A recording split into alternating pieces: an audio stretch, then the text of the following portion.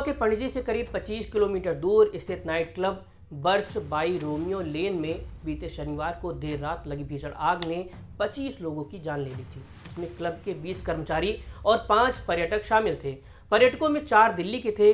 5 लोग अभी भी गोवा मेडिकल कॉलेज अस्पताल में जिंदगी की जंग लड़ रहे हैं। हादसे के ठीक कुछ घंटे बाद क्लब के मालिक और मुख्य आरोपी सौरभ लूथरा और गौरव लूथरा भारत छोड़कर थाईलैंड के मशहूर टूरिस्ट आइलैंड फुकेत भाग निकले।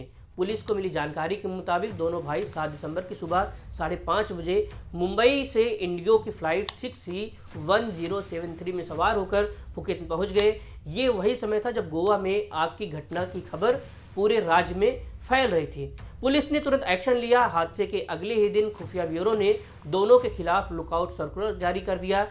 गोवा पुलिस की एक टीम दिल्ली पहुंची और दोनों के ठिकानों पर छापा मारा। वहां कोई नहीं मिला तो घर के गेट पर कानूनी नोटिस चिपका दिया गया। पुलिस का कहना है कि ये कदम उठाने से साफ जाहिर है कि दोनों जांच से बचने की पूरी कोशिश कर रहे हैं। अब सवाल है कि फुकेत कहां है और किस चीज़ के लिए फेमस है, और इससे भी बड़ा सवाल है कि दोनों को भारत वापस कैसे लाया जाए और इन्हें वापस लाने में भारतीय एजेंसियों को क्या समस्याएं हो सकती हैं। सबसे पहले समझिए कि फुकेत है कहाँ।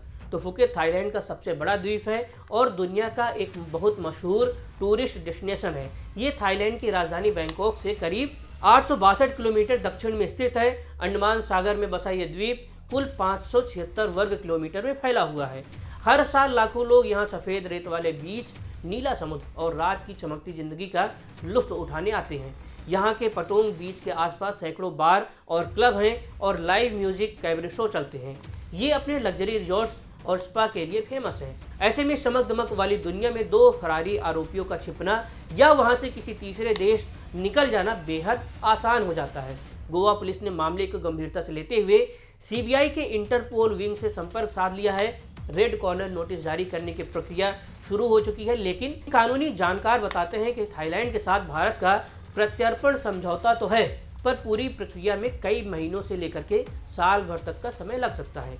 और अगर इसी बीच ये दोनों वहां से किसी दूसरे देश भाग गए तो मुश्किल और बढ़ जाएगी।